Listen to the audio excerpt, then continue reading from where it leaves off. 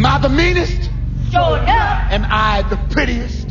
Sure enough. Am I the baddest mofo low down around this town? Sure enough. Well, who am I? Sure enough. Who am I? Sure enough. I can't hear you. Sure enough.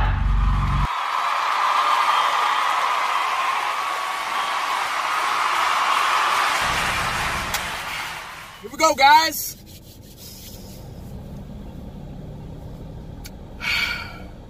Monday. 1 down, 4 to go. Woo! And it's cold as hell outside. Man, it's about, let me see. Let me read the damn temperature on this damn lying ass car.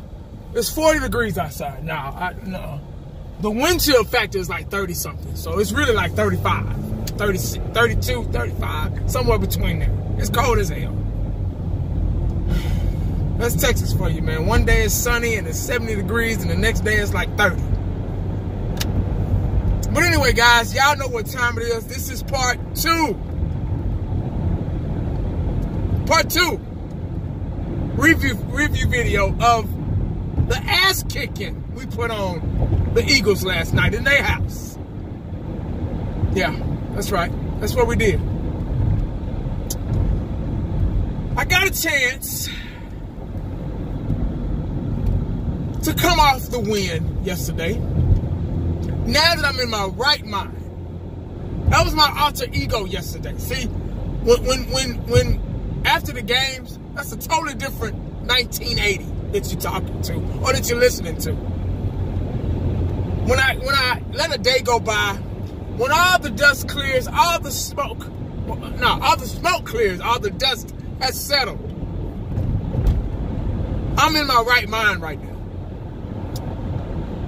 So, we beat the Eagles, 27-20 yesterday? Should have been more. We had a missed field goal by Maher, which I'm getting kind of iffy about right now because the confidence in his eyes that he had, the poise in his eyes that he had when we first got him and he was making all those field goals back to back, he ain't got that eye of the tiger no more. He's lost it. I can see it in his eyes. I'm like, oh, this cat is worried now. And see, a kicker, that's all they do. And once they get worried, once they lose that eye of the tiger, they damn near done. And see, kickers are scarce. This season, all the dominant kickers, there's no more dominant kickers anymore. They'll be dominant for a little bit, they'll be hot for a while, and then they'll start missing field goals. And once they miss that first one, oh, you rest assured they're going to start missing a couple of more right after that one. But, we won the game. I'm not going to nitpick. I don't want to nitpick. I hate to do that. But I'm a perfectionist. What I've seen is what I've seen. There were some things that we could have done better last night. Now, the coaching was still kind of, they dug in the playbook just a little bit, but I think the players outplayed the coaching staff. They executed those vanilla plays, like I said last night. Dak Prescott, he had, almost 300 yards. He did a wonderful job of getting us down the field, leading the way, winning the game for us pretty much, keeping us in the game, not making any mistakes. The only problem I had with Dak Prescott, the only problem is he needs to learn how to throw the damn ball away once he's in trouble. You get all those defensive ends and tackles around him, that pocket closes up on him. He likes to run back and all that shit and you know, and he just don't know how to throw the ball away. Now, Dak Prescott, what is he, 6'2.5", almost 6'3", 200 and almost damn near 50 pounds. He could take a licking and keep on ticking, you know, and I can give him props for that. But one of these times he's gonna get his damn head taken off, and you gotta know how to get rid of that ball, man. Even if anybody's not open, just throw it away, throw it out of bounds. You know what I'm saying? You got receivers near the sideline, so they're not gonna call intentional grounding. Just get rid of the ball, man. He needs to learn how to get rid of that ball. Even the guys last night commentating, they were saying the same thing. Even Romo has said it in the past. You got to get rid of it. I mean, shit. You're going to get yourself killed out there, man. Let's see. What else? What else went wrong? We had a couple of penalties early on. It's hard to believe that you can have a perfect game A perfect game and lose. Only Philadelphia knows how to do that.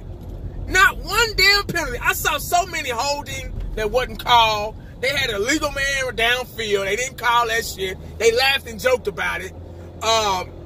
When Carson Wentz got his elbow hit, I think that might have been by Ware or somebody. He still got rid of the ball. But they clearly showed the tackle had his arm around, damn near cow roped the damn guy, holding him. They didn't call that shit. There was so many guys. It was so many missed calls last night. They were for the damn Eagles last night, but we still persevered and won the damn game, so it really don't matter. They didn't help. They end up hurting them instead of helping them. But they had a perfect game. A perfect game. And lost. How do you do that? That's like Craig on Friday. How you get fired on your day off, motherfucker? But anyway, that was that. I'm trying to think. Everybody pretty much contributed. I got one problem with one player, man. I'm gonna bring this guy up. Maybe it's because we're not using him. We're not using him right. But Rico Gathers, man, I've defended this dude for 2 years. I've gave him time after time, chance after chance. They're still not using him like they're supposed to. I guess we don't need him. Jeff Swain is starting to get in the rhythm. Best man for the job. You know, if Jeff Swain's going to step it up and get in the rhythm and get better, hell, if he's going to be the guy, he's going to be the guy. Offensive line played lights out. The offensive line, that's the most important thing I'm going to talk about right now. Now, we had our best offensive lineman right now, Martin, go down with some type of knee stinger, knee injury or whatever. You had to go back to the back for a couple of series. It was a scare. Dallas Cowboy Nation, I was like, oh shit, here we go. We lost. Game over. I was seriously thinking that. But the Samoan guy, I can't remember his name. I think he's from the Houston Texans. Don't hold me to that. But we picked him up, I guess, over the offseason or whatever. And this guy stepped in and did a wonderful job for us, man. It was like Martin wasn't even gone. You get what I'm saying? So that's what you need. That's what you need on your team. You need guys you can plug in when somebody goes down and gets hurt, and you'll never know they're gone, because that guy that took his spot, that substituted for him, was just as good. Did not just as good, but did his job enough to where we could keep on a positive track. You get what I'm saying? So the offensive line, man, I got to give the game ball to them, man. Van Der Esch is a beast, but offensive line, man, they executed blocks. Zeke was able to get up the field and beat the 2016 Zeke because of them. You get what I'm saying? You can't run the ball without a block. God damn it! Everybody want to say give Zeke the credit, and that's fine. Zeke was a freak tonight. Last night. I'm not trying not to give him any credit. I love Zeke. Zeke is the best running back in football right now. But you can't run the ball without an offensive line. If you take the offensive line away, guess what's going to happen? Zeke going to get his damn head torn off. They gave Dak Prescott time to find somebody. The wide receivers. You notice Hearns was making plays. Gallup was making plays. One receiver, Amari Cooper, that was a good trade. I got to give him that, man. That was a good one, because I guess it took 2 games to figure it out, for them to get in the rhythm. Amari Cooper is a good addition to the Dallas Cowboys, man. A real good addition, man. At first I was iffy about the trade, but now that I think about it, I'm looking at him. This guy's a playmaker. He can create space. He can create separation. He can get up the field. He can catch the ball with his hands. He can make things happen, and that's what Dak Prescott needs. He needs a receiver that can bail him out, because Dak Prescott throws some wobbly balls sometimes, and he needs that kind of guy that can go and catch them damn wobbly, throw-up tackle style balls. You get what I'm saying? So that's a good plus for us, man. Amari Cooper, good job, good pick, good trade. I'm glad we got him on the team. Out to the ball in a bad mood. Let's see, what else did I want to talk about? Cole Beasley stepped up, made some key catches for us. Dak Prescott overthrew him on one time, but they did the same play to the other side. They flipped it, and it worked. First down. Let's see. We got to work on those penalties. We got to work on the penalties with Lyle Collins. I don't know what the hell is wrong with him. Even though they blocked they asses off. Lyle Collins still in damn penalties, man. That cat there, man, I don't know. He needs to step it up. Let's see, there's something that I'm leaving out. Damn it. I was thinking about this all day, and I couldn't wait to talk about it, but it's something that I'm leaving out. Well, let me go ahead and go to defense since I'm running my mouth, since I'm forgetting what the hell I was going to say. Defense played, I give him a B+. It would have been an A, but that was a series where, there was a couple of series where the Eagles just drove up the field. Just drove the field on us. They just nickel and dimed all the way up the field, and they scored twice, and the defense just didn't have an answer sometimes. They were pretty good in the first half. They were really good in the first half. And they were good in the fourth quarter when it counted. So maybe that's all it counts. I'm not going to be nitpicking with the defense. They played pretty good. I give them a B+ for their performance. The best defensive players out there were Jalen Smith and y'all know, the next Brian Urlacher, Leighton Vander Esch. Oh, my God. Oh, my God. That cat there, Leighton Vander Esch, is a beast. He was all over the field. He got an interception. He did it all. He made tackles. He saved the game for us. When the Philadelphians tried to do that candy-ass, Pop Warner-ass screenplay that didn't work, Vander Esch sniffed that out like Sean Lee. He was all over that play. Stopped him, get the ball back. We won the game. Cheeto made a big play for us. That was one play where that damn wide receiver for the goddamn Philadelphia Eagles was wide open. And Cheeto cut all the way across the field to bat that pass down. We really needed that. Byron Jones was Byron Jones. He was pretty much a true shutdown corner. They tested him a couple of times, but, you know, it's not perfect. You're not going to be perfect. Even Deion got passes caught on him every now and then. But Byron Jones is no Deion, never will be. But he did a good job, man. I'm a little worried about Anthony Brown. He's still having some coverage issues. He's having a hard time covering tight ends.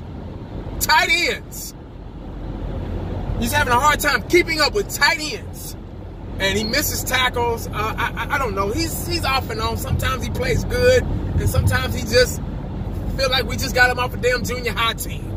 I don't get him. But I guess a body is a body, and it is what it is with him. That's pretty much it, man, about part 2, man. I'm just happy for the win. I'm glad we beat the Eagles. The Eagles give us such a hard time. Y'all don't know. I got a lot of hits in the comment section on my video talking about, oh, it's just the Eagles. Oh, it's this. Oh, they got a lot of injuries. Oh, okay, what's here? Were we supposed to lose? Were we supposed to say, you know what? The Eagles got a lot of injuries. The Eagles got this going on. So let's just throw in a towel. Let's just not play. Let's just forfeit. You just can't be happy. People don't like you happy no more. I don't get the world today. When you're happy about something, people get mad. You know, when I see somebody happy, man, or when I see somebody get something new, or when I see somebody, you know, succeeding in life, I'm like, good job, good deal, man, cool. I'm happy for you. People nowadays, they like, oh, fuck you, you know. I'm like, damn, the world is so mean. They just want you to be sad all the time. You can't be happy for a win. You can't be happy for a first down. You can't be happy for a tackle in the backfield. You can't be happy for a sack. You can't be happy for nothing. They just want you sad with long faces, just like them. I don't get it.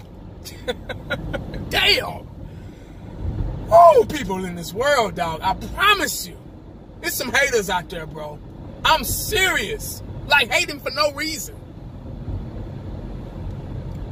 You know, and then, you know, I was thinking about the people, you know, Philadelphia Eagles fan base, you know, they're a tough bunch. You know, they're passionate. They like their team. I love their passion for the team. But a lot of times, man, they just go overboard and talk shit. And, you know, they act like one ring is better than 5. And, you know, it's just like this win was really a must-needed win for us just to get them off our ass. You get what I'm saying? Just to kind of set them up for just a little bit, you know. But it is what it is. Fans going to be fans. People going to be people. All the Dak haters out there, you know, the bullies. You know when you... The Dak haters remind me of...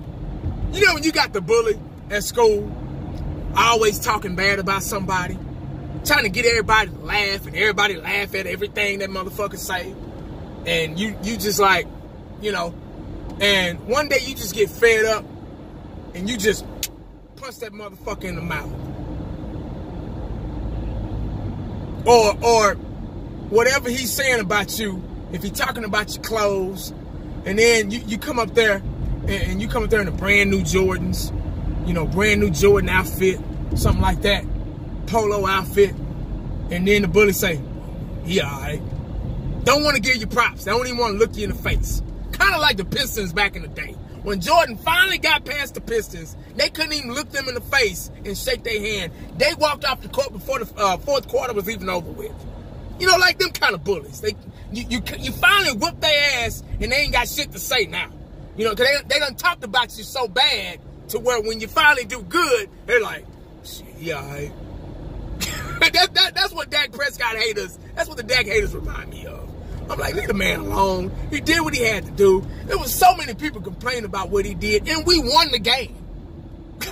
Like, what the fuck? Really? Man, you got to grow up, man. People got to grow up, dog. We won the game.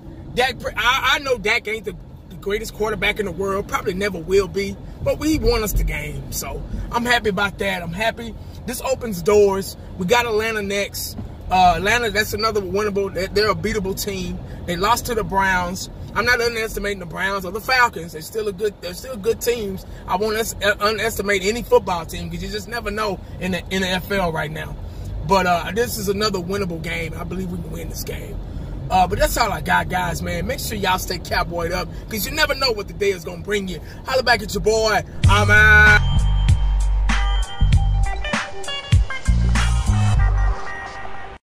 And the only thing else I got to say is, how about them